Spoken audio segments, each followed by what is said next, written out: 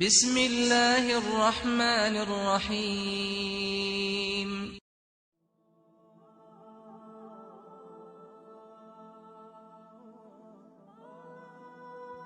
بسم الله الرحمن الرحیم. صدقه فطر برای چگونه انسان ها واجب می شود؟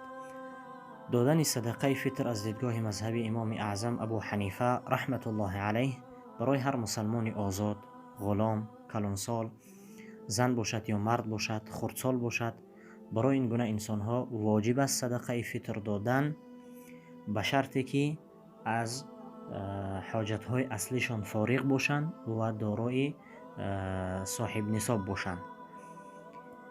یعنی صاحب نصاب بودنشان تنها مبلغ نقد حساب کرده نمی شود.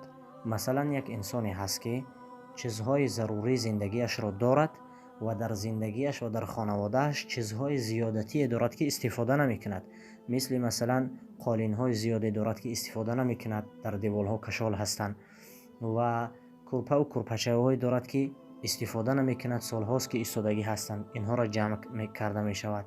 و زر و زیوری دارد که استفاده نمی کند، اونها را در صندوقش ماندگی هستند.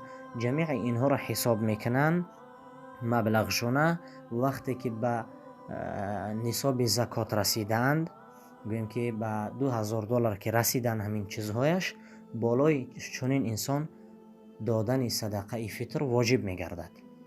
اما اگر کسی باشد که کم بغل هست، روزیش را به زور مییابد و میخرد، یا اینکه روزیش را دارد اما چنین چیزهای زیادتی در زندگیش ندارد، از دیدگاه مذهب امام اعظم ابو حنیفه رحمت الله علیه برای او صدقه فطر واجب نمی شود، زیرا اینکه این گونه انسان خودش نیازمند هست و پیغمبر علیه السلام هم گفتند که صدقه یعنی زکات برای کسی واجب می شود که بی نیاز باشد، این غنی باشد، بای باشد، نیازمند نباشد.